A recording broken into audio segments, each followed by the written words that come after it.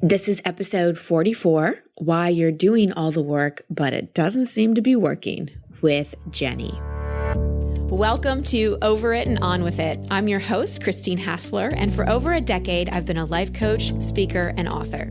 Each week, you'll hear me work directly with a caller as I coach them through a goal they want to accomplish or an obstacle they may be facing. I'll provide a blend of practical and spiritual advice, as well as tangible actions you can apply to your own life. Now, let's get on with the episode.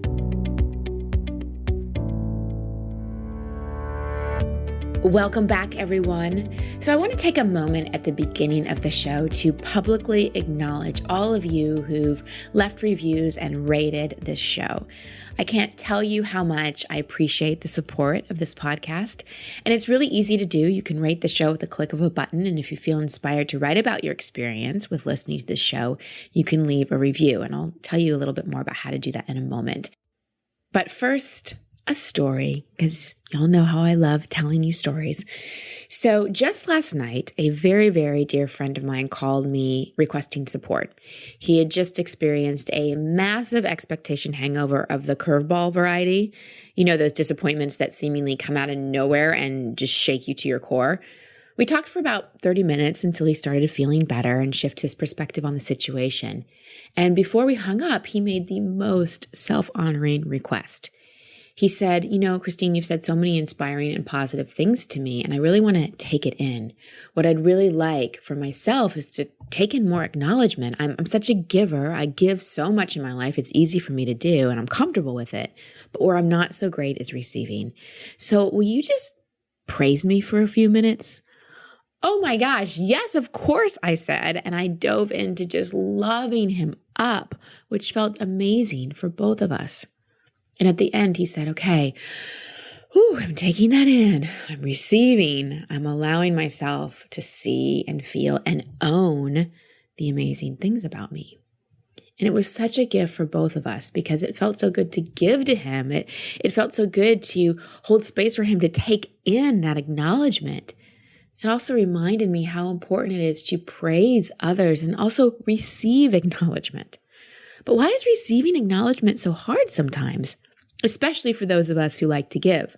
Ever feel like you can dish out all the praise and acknowledgement in the world, but when it comes to receiving it, it gets a little uncomfortable. It's like, okay, enough, that's good, yes.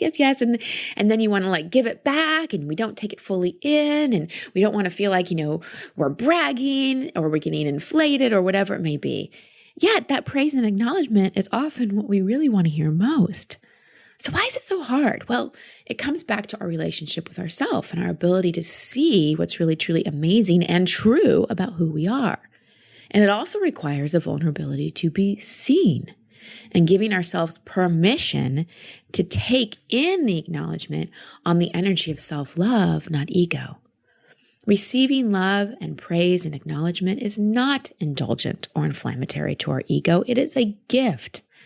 Now, if we feel like we need it to be validated or worthy or kind of puff ourselves up, that's another story and reveals some self-acceptance and self-acknowledgement is in order.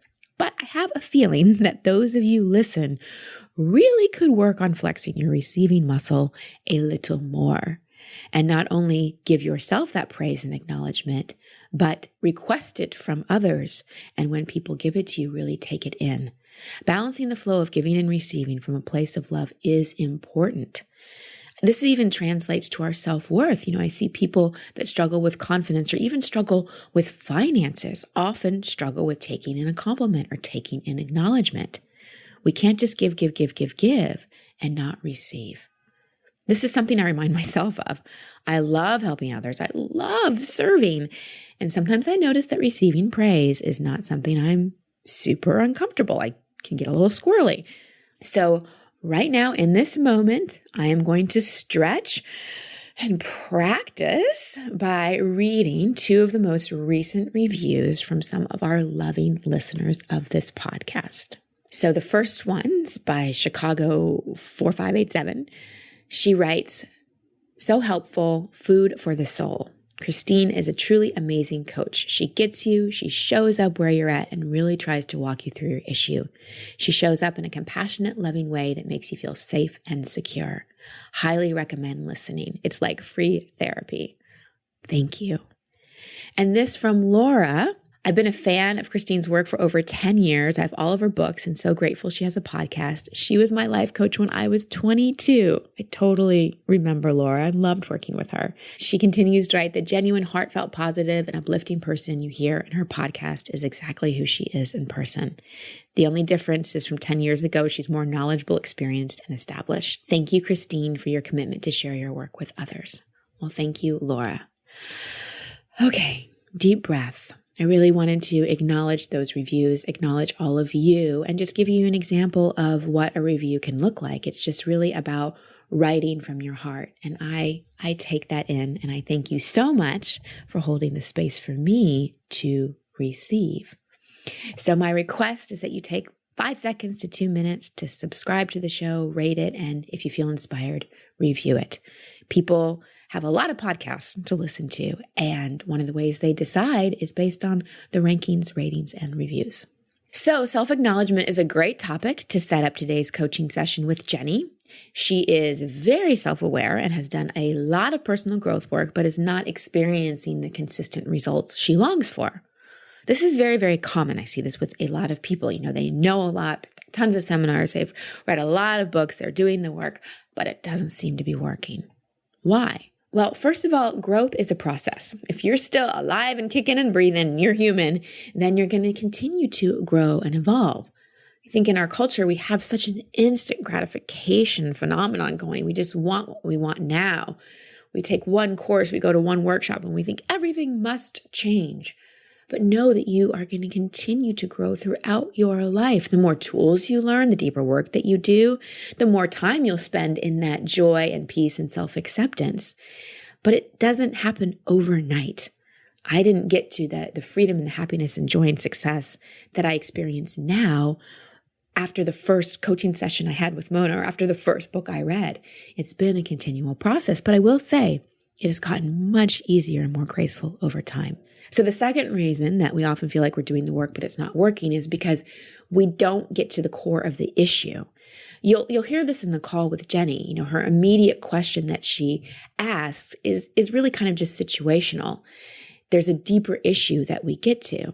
And often that's what we experience. We're trying to treat the symptom rather than the systemic issue. So as you're listening to this coaching session, consider, do you feel like you're doing the work, have a lot of awareness, but things aren't shifting? Growing up or even now in your life, is it difficult to speak your truth? Does the phrase, it's better to be seen, not heard, strike a chord with you? Do you feel stuck in some aspect of your life? Like you take 4 steps forward, but then 5 steps back and then beat yourself up over it? And finally, is self-worth and self-doubt something you're currently up against in your own life? So keep these questions in mind as you listen to my call with Jenny. Hi, Jenny. Thanks for being on the show. What's your question? I was just wondering if you could help me kind of overcome my fear of success, or see if it's even about fear of success, of what's holding me back in business, in life. Okay. And how do you see this showing up? Give me a couple examples. Well, I'll get on a good streak. For example, this week I did really well. I did all of the stuff I'm supposed to do, and I know you just did a podcast on this. I will get on day 2, day 3, and then day 4 happens, and I'll completely just not do anything. I won't have that same drive, or I'll just do things that are the opposite of what I should be doing. I'll give you some background. I'm a health coach, and I'm also in a network marketing business that is for a health and wellness company. And I've combined those two as a way, a vehicle to spread, a bigger impact and help other people at a much larger rate. And I feel like I know exactly what I need to do. There are some days that I do, what I should, like eating well, taking care of my body. I do a lot of personal growth work. But there's a lot of days where I do the exact opposite. To name a few, it's obviously watching too much TV or sleeping too little, too late, eating poorly, making bad decisions, drinking. All kinds of things that I know I'm ashamed of. And I don't really understand why I keep allowing myself to take one step forward and then take one step back. So I'm stuck, essentially.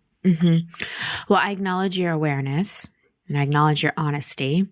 Sometimes it's hard to say those things out loud about ourselves. And I really hear your desire to change. And also some part of you knows you can, otherwise you wouldn't be calling. And working as a health coach, I say to people, we teach what we need to learn the most. So I've always been my own best client. And working in this world, it started out with having a lot of expectation on myself that I needed to be perfect and I needed to do all my shoulds and I needed to live this life that was totally in alignment with being a coach and a counselor and an author and all these things. But what that also did is put this massive expectation on myself, like not to be human, not to have my challenges, not to have the situations in life that would help me grow. So there's a couple things I see here. First, as a health coach, what you're experiencing right now is something that most people, if not all people who come to a health coach struggle with. Would you agree with that? Right. They know what they quote unquote should do, but then they find themselves rebelling and sabotaging themselves. So can you consider for a moment that, do you feel like health coaching is your path? Like it feels like something really aligned for you? It feels like more aligned than I've ever experimented with any kind of other profession. I was completely drawn to it. Wonderful. So I remember when I came to my coach after everybody was like, you should be a coach. And I said, I've discovered what I'm made to do. I'm meant to coach. And she's like, yeah, I know that's your gift. And I was like, oh, why didn't you tell me? And then she said, but are you sure you want it? And I said, huh? And she goes, it's not an easy road, Christine.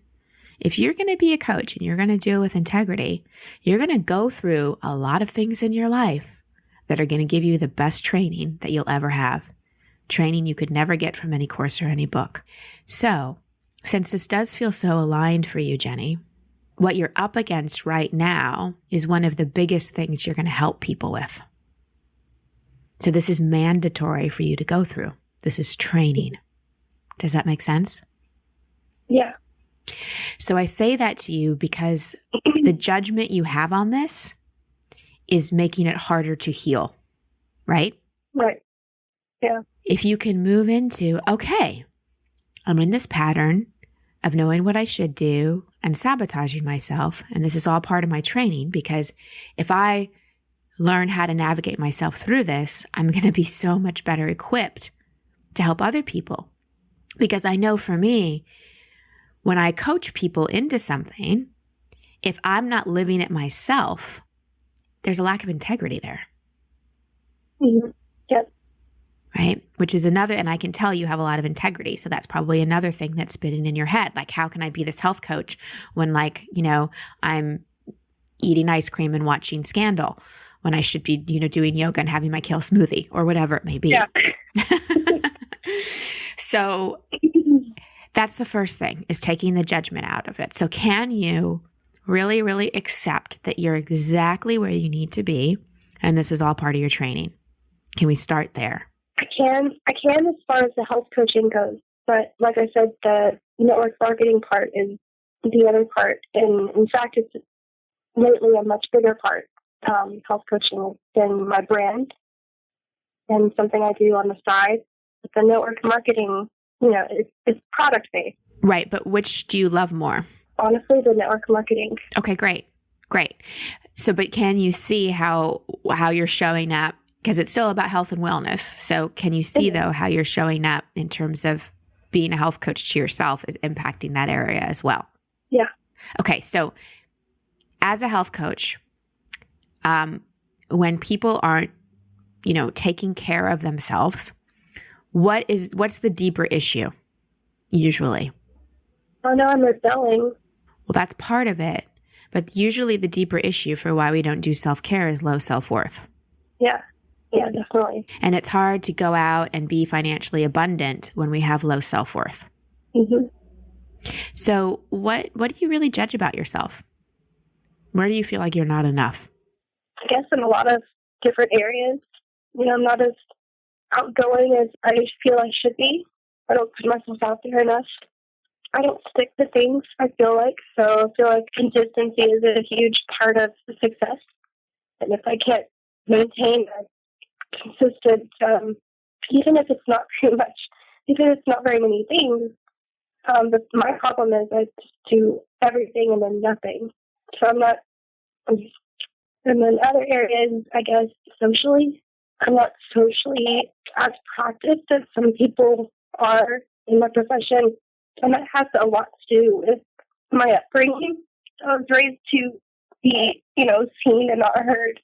And I feel like that's given me some issues with having a voice and speaking, through my heart, and just kind of the whole people-pleasing thing, just kind of shutting the real me up. So I feel like it's awkward when I make it awkward when I talk to people sometimes. Mm-hmm. And so I feel socially shortened, I guess. Yeah, I hear you. And I can appreciate how painful that is.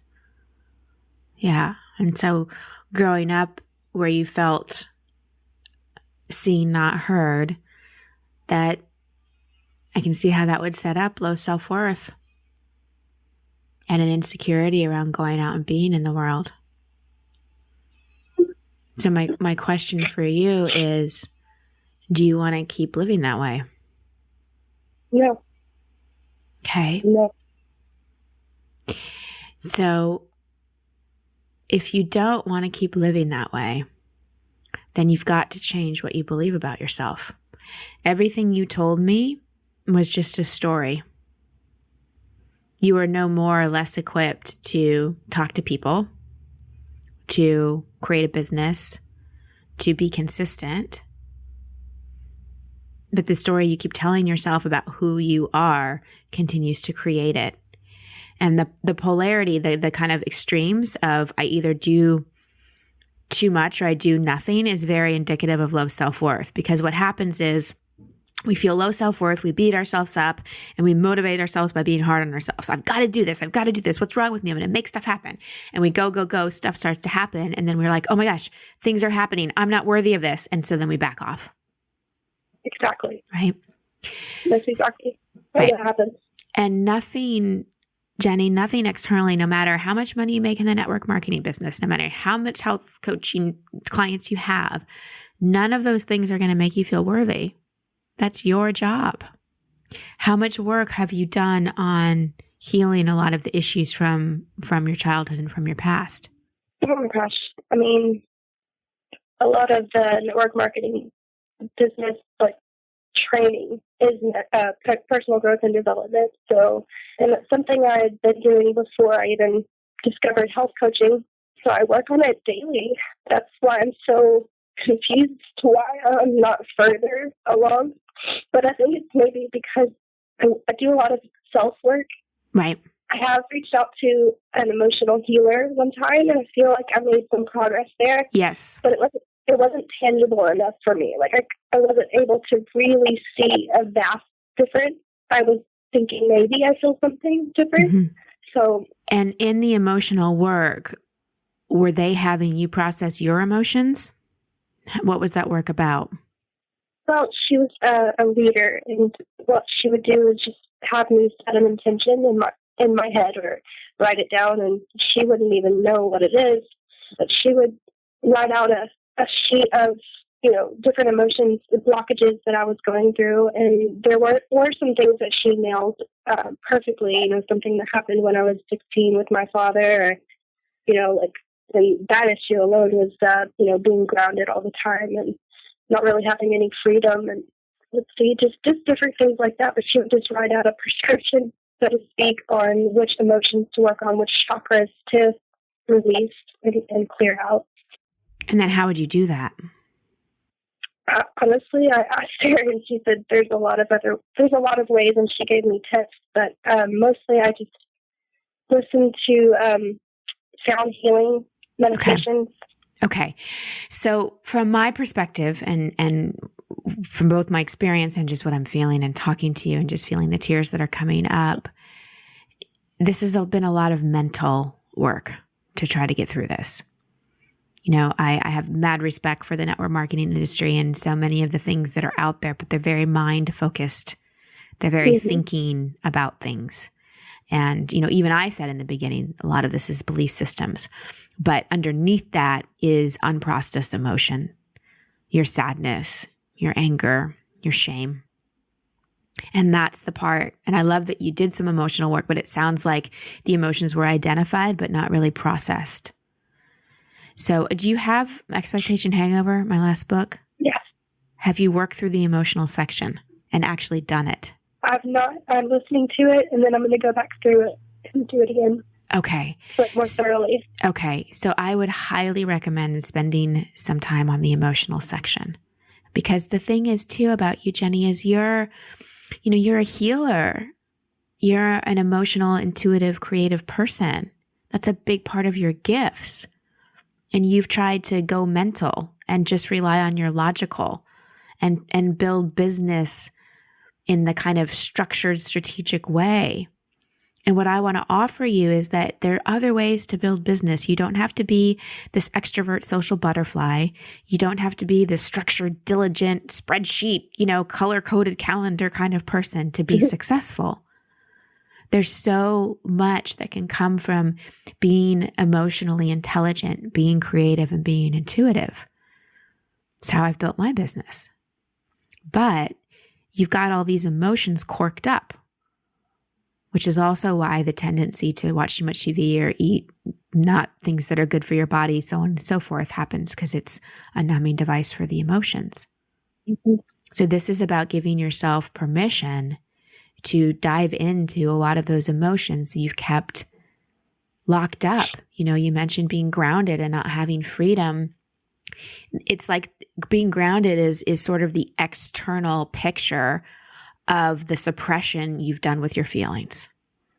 And I have a feeling when you were growing up, your feelings weren't necessarily encouraged.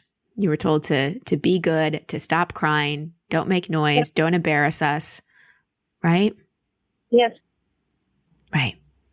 So this huge part of you, this emotional, intuitive, empathic part of you got grounded. And it's time to free that part of you, Jenny. Is this making sense? Yeah.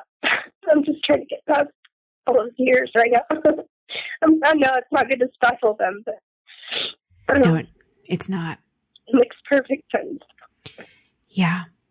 And trust that it takes a lot of energy to repress feelings, sweetheart. It takes a lot of energy. That's why sometimes to motivate yourself is so hard.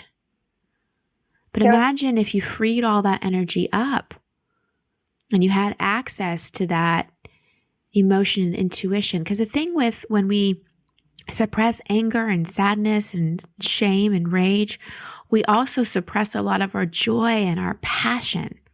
I didn't find my passion and my mojo until I processed my anger. It was underneath it. And so now I can really come from a place of inspiration rather than motivating myself by being hard on myself. And I know the same is for you. So my encouragement would be go through the emotional section of Expectation Hangover. If you can, find a good therapist or somebody that can really work with you on the emotional level, where you can sit and you can cry and you can scream if you need to. And it isn't about like just listening to a sound healing and wanting something outside of you to take care of the emotion. It's like you learned in the book, it's about releasing it, not recycling it. Yeah. Well, I figured therapy would probably be the best for me to just be able to be myself completely and wholly, without judgment, and to be able to talk it out, because that's what I feel like I've never had before. Is just be able to just talk everything out. Yes. Well, let me ask you, how does it feel to be connecting with someone right now who isn't judging you and is just letting you be heard and seen?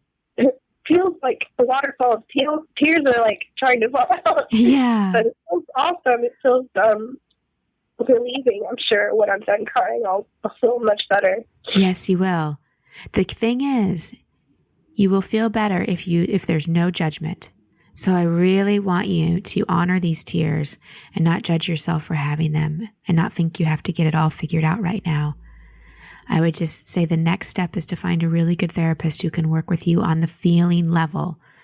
You want to be with someone that can teach you that your feelings are safe and honor them and hold a compassionate space for you so that you can let go of some of this suppression and repression. Are you willing to do that? Yeah, I can definitely do that. All right. Was this helpful, sweetheart? Yeah, it was good. Thank you. Such beautiful openness and awareness from Jenny. I love that little by little she got out of her head and into her heart in this call and really allowed herself to be heard, not just by me, but by herself. Sometimes we're so in our head and in our story and in our self-judgment that we don't give ourselves the healing opportunity to really talk things out from a deep place of vulnerability. And you heard how much this started to shift things for Jenny. So there are a lot of layers to this call. Jenny's first question was about why she wasn't more consistently successful, which got us to where she feels out of integrity, which got us to the deeper issue around self-worth and old hurts from her past. That story of being seen, not heard. She was very well versed at what she was doing, quote unquote, wrong and had a lot of that self-help awareness, but awareness is not enough. We cannot just mentally process our life and our issues and expect to really shift deep core wounds. At the University of Santa Monica, where I got my master's degree in spiritual psychology, which is a big part of my training, we were taught that healing is the application of love to the places inside that hurt. And it's not just about positive affirmations and reframing belief. Yes, that's important. We must change our story. But first, we have to go to those ouchy parts and fill them up with love. Talk to ourselves with compassion. Allow ourselves to feel our feelings with no judgment. I see so many people like Jenny who are a little emotionally constipated. That's why emotional release work is such a big part of my retreats and my work and is the first section of the treatment plans for expectation hangover. I so get it. It was such a big part of my work, learning how to feel my anger, feel my sadness, and then go back with so much compassion. You see, when we suppress our emotions, it's exhausting. It takes up so much energy. So that's why in Jenny's case, she's experiencing taking 4 steps forward and then feeling like she takes 5 steps backwards because all of that energy that's required to suppress those old issues, that emotion is trying to get our attention. You see, our higher self is always working to get our attention. So it will stop us. It will create frustration. It will create discomfort. So we look at what truly is holding us back. And just notice as we started to get to the emotional level, as we started to go back and talk about where she felt seen, not heard, and she started to let that emotion come forward, she started to feel free. She started to feel more herself by the end of the call. So my takeaways for you is, number 1, emotionally liberate yourself. Apply love to the places inside that hurt. And remember, expectation hangover is a great resource for that. Second, change your story. You heard in her case, she was still carrying around that story of not being enough and not being good in social situations. And as long as we continue to believe those things, they continue to manifest. Next, ask for praise and acknowledgement and take it in.